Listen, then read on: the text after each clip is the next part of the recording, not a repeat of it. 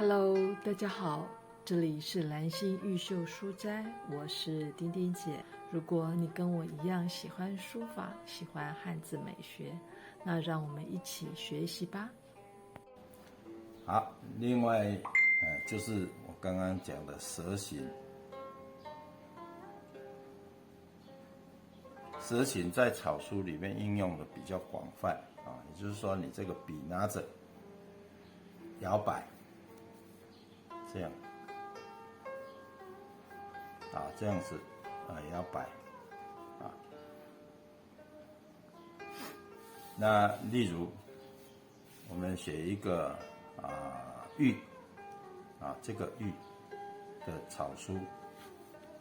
那玉的草书呢，你看哈。这个就是蛇形，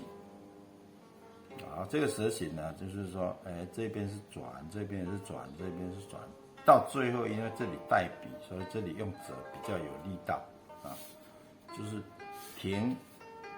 的地方，我们要带出来，用一个折，会看起来有力道啊。例如，我们刚刚不是写3吗？1、2、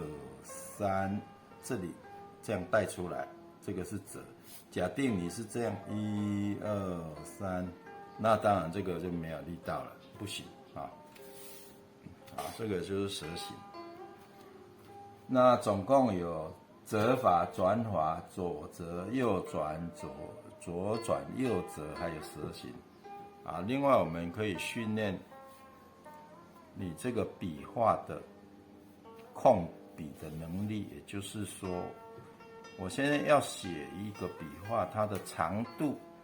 那它的长度到底是能不能控制得很好呢？我们就画一个不平行线。那不平行线呢，我们就起笔从这里，你可以先用速度慢一点啊，碰到这里就停止。这样停止啊，那可以加快啊，这样子加快啊，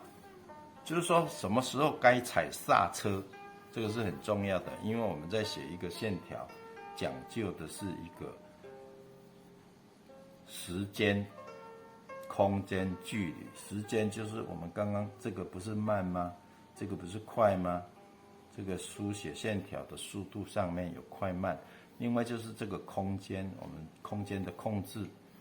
好，另外就是距离，距离就是我们线条的长度，所以你要练习，你有办法控制这个线条的长度，那这个字写起来才会美观。还有，我们可以画一个横的不平行线，这个是横。我们现在练习竖画，那竖画也就是说，你从这里开始下笔，我到这里要结束，这样子，这个手指头就往内推进来，这个推，这样推，这个是练习这个高度的控制。有时候线条可能会比较长，例如说，我现在是这样啊，那这个刀部更长，这样，那你当然要在这里踩刹车，或者是说我这个背这个书画，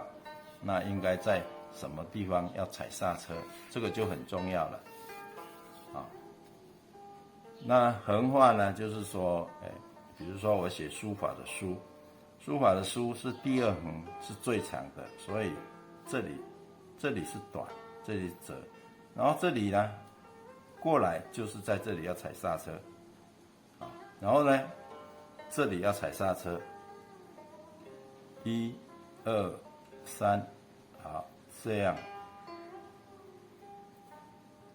这个长度的控制就是用这个来练习。那这个书画，这个书画是用这个来练习啊。那要学书法的时候，你可以先学这几样，先把折法、转法、左折右转、左转右折、蛇形，还有横画的长度控制、书画的长度控制先练习的纯熟以后，那你再来临帖的话，我相信你在写书法的时候应该会更顺利一点。简老师聊书法，刚刚聊到，有的人为了要省钱，舍不得花钱买宣纸，所以呢就拿了一些旧报纸来练字，或者是买一些大陆进口的便宜货，就是机器宣纸。我们所用的宣纸通常是手工宣纸，机器宣纸当然会比较便宜，因为它是机器制造的，它不是用手工这样子筛选出来的。那这个有一个缺点，就是说，当你习惯了报纸、习惯了机器宣纸以后，要来以手工宣纸写字的时候，你会觉得不适应。就是对于这个墨色的控制方面呢，你会稍微不适应，所以我还是建议的初学的人还是用手工宣纸来练习。其实写书法是花费最少的，你想嘛，我们就买纸笔墨砚，最基本的这文房四宝而已嘛。那假定呢，你一天呢就写个10张的宣纸，一张宣纸顶多20几块，10张也200多块，那比那个有烟瘾的那个抽烟的那还省了好多啊。嚼槟榔的一天可能会嚼了，就花了3、4千块啊，当槟榔很贵的时候，所以写书法其实是花费的这个费用是相当便宜的也不用去节省那一种费用那我们纸也讲过了，笔也讲过了，墨也讲过了，接下来就是砚台。既然不磨墨，我们用墨汁，所以呢，这个墨汁只要我们有一个可以装墨汁的容器就可以了不必说一定要使用砚台。砚台其实在书房里面呢，如果是有那个什么螺溪砚这个雕刻很精致的砚台摆在书房里，当然很美观，很有气质。可是当你要用墨汁来写书法、写作品的时候，那你可以改用那个餐饮店有在卖一种像那个茶碗蒸，有没有？它是圆圆的，那底大概有10公分左右，它是直筒型的，不高，上面还有一个盖子。你把墨汁倒进去，还可以